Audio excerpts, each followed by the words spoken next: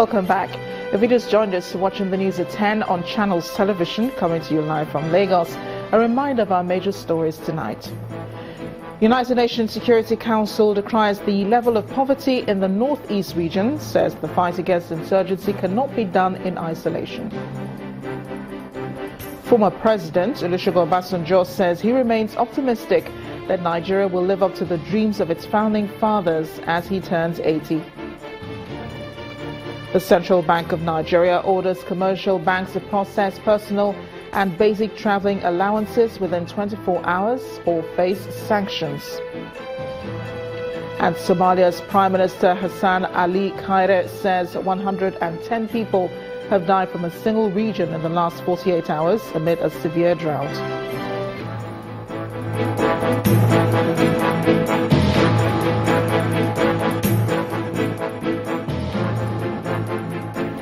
You can get more on our top stories and others on our websites, channelstv.com and youtube.com/channelsweb. You could also watch us on the go on your mobile device. Log on to m.channelstv.com or download the Channels TV app for Android, iOS and Windows phones from their respective stores. A reminder here that having the Channels TV and Channels 24 app will give you access to news and updates. You also have the Eyewitness feature, so you too can be part of the news. Just install the app, then tap and swipe to reveal the Eyewitness menu and follow the instructions to share those pictures, videos, or news of happenings around you.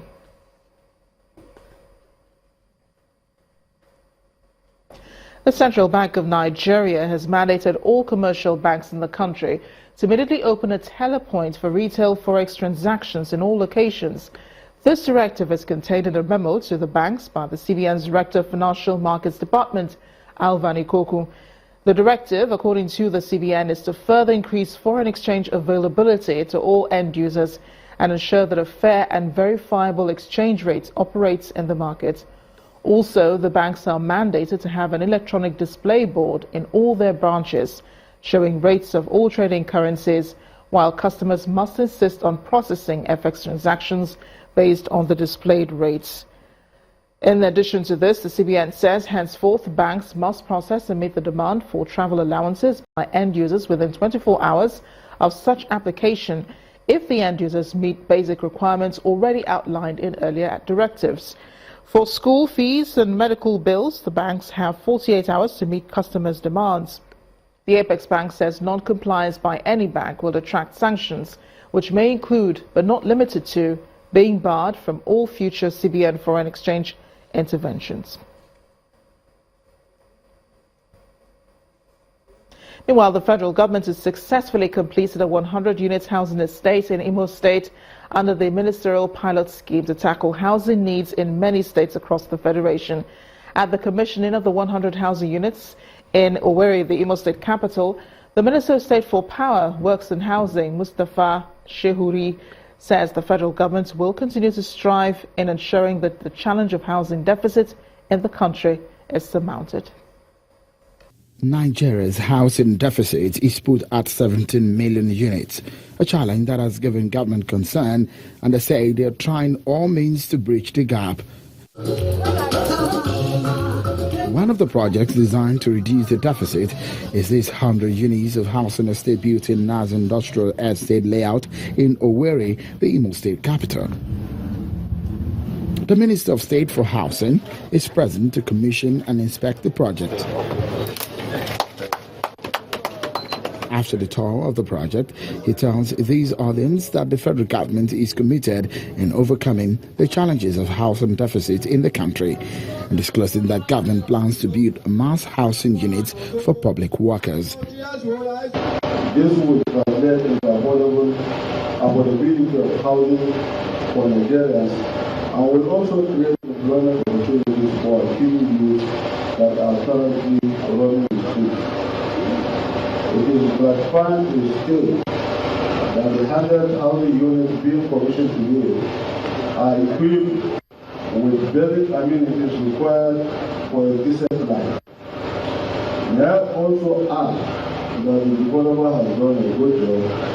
I pray that the beneficiaries will make good use of the facilities to ensure the accomplishment of the lofty objectives for which huge expenditures were incurred. Applauding the federal government for the initiative, the Deputy Governor of Imo State, Eze Madumare, says the project will go a long way in complementing the state government's policies in providing affordable housing units for workers in the state. I'm highly elected to be here today during this commissioning ceremony of this housing estate built for mass and mid-income earners who are contributing to the National Housing Fund. I'm particularly happy that at least the Federal Mortgage Bank has started a process of implementing the scheme. For years has been on without effective participation by Imo State workers. Imo State is not the only state to benefit from this project. The federal government is promising that the project will spread to other states of the Federation. Staying with housing and accommodation, providing luxurious but affordable housing for her members has always been the objective of the Shell Staff Investment and Thrift Society Limited, KUPLAG. That dream has been realized with the commissioning of 168 housing units at the KUPLAG Gardens estate in Lekki, Lagos. Facilities in the estate include a football pitch, volleyball court, lawn tennis court, swimming pool, gymnasium, clubhouse, creche, mini supermarkets, and many meeting rooms. 168 housing units, all ready for members of the Shell Staff Investment and Thrift Society Limited, also known as KUPLAG, at the KUPLAG Gardens Estate, Lafiaji, Lekki in Lagos. The president of KUPLAG speaks on the facilities in the estate, which includes a football pitch, volleyball court, lawn tennis court, swimming pool, gymnasium, clubhouse, creche, mini supermarket, and meeting rooms.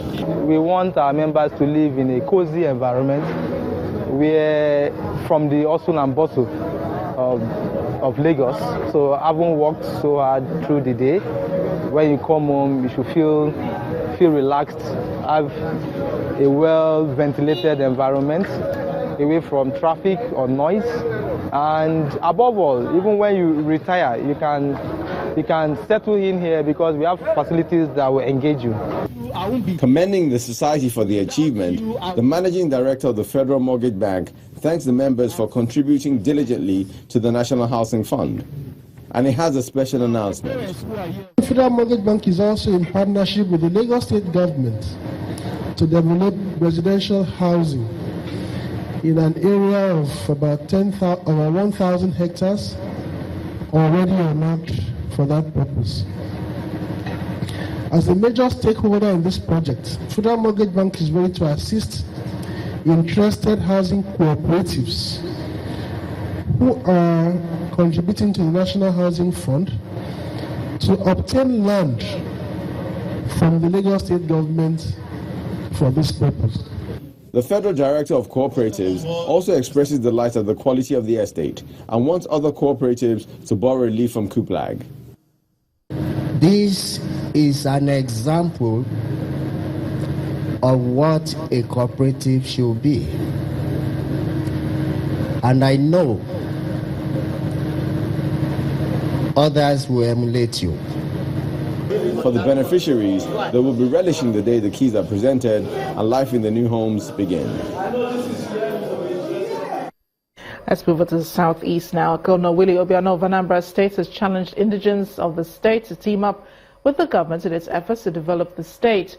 At a special Thanksgiving service organized by the Anambra State Townspeople Association, the governor said Anambra is the safest state in the country at the moment, and there is need for indigents to contribute to its infrastructural developments. He encourages Anambra residents in the Federal Capital Territory to remember their roots while contributing to the development of the nation's capital. It's celebration time for indigents of Anambra State, resident in Abuja, as Governor Willie Obiano joins them to offer thanks to God for the progress being recorded in the state. Governor Obiano gives reasons why indigents of the state need to deploy their wealth in developing the state. Anambra is progressing under my watch.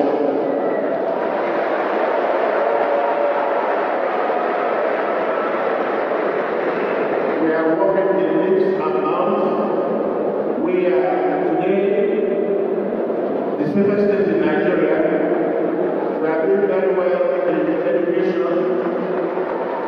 We are doing well in agriculture. The Archbishop of Abuja used the occasion to condemn the activities of armed herdsmen in Nigeria, saying the culture of moving around the country with animals is no longer sustainable. The challenges facing our nation are indeed many. Violence and insecurity still fill many hearts with fear and anxiety.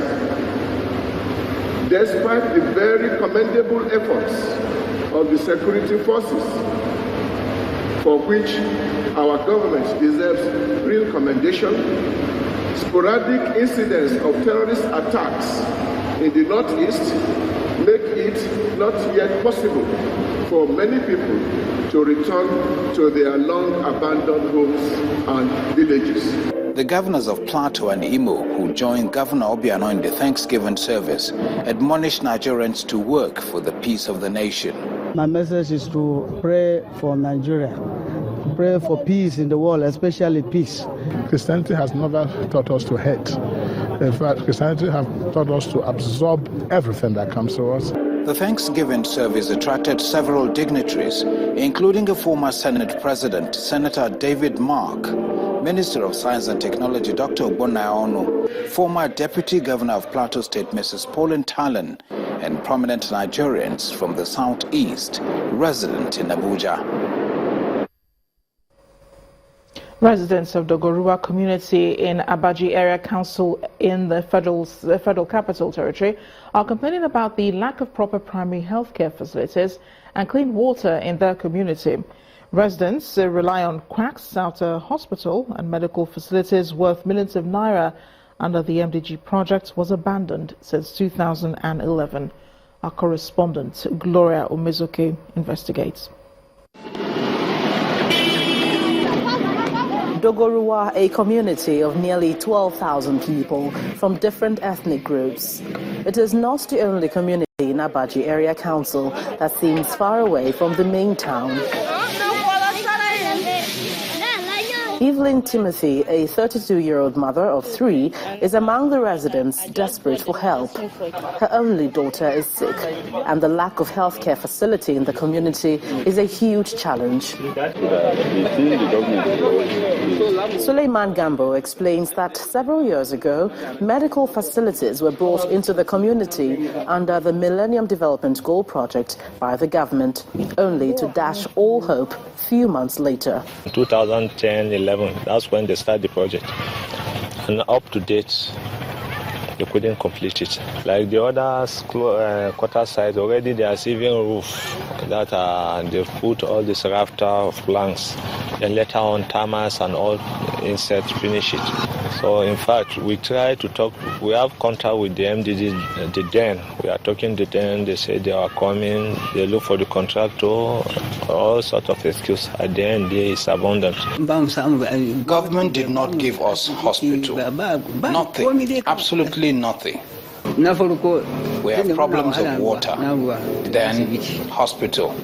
Special Assistant to the President on SDG says it is looking to complete the affected projects. What we try to do is to own the project, because everything done under Millennium Development Goals still roll over to sustainable development. And we are trying to own the project, complete the abandoned ones, the one that has not been completed, we complete it and put them in use. Those that have been completed, we look at it. If it meets the standard, then we'll put it in use. Health is of particular concern in Dogorua, exacerbated by a lack of clean water. Owing to the long distance, water vendors fetch and sell each keg of water for 25 naira. This village, it is 20-something years. As common as we enough there for this village, everybody for this Dogorua entirely, it never benefits from nothing. Children are often responsible for getting water for their families. They mainly go at night because there are fewer people. It is hard to imagine life without sufficient quantities of clean water, but in some parts of Abuja, particularly here in Abuja, it's becoming more than a disturbing reality.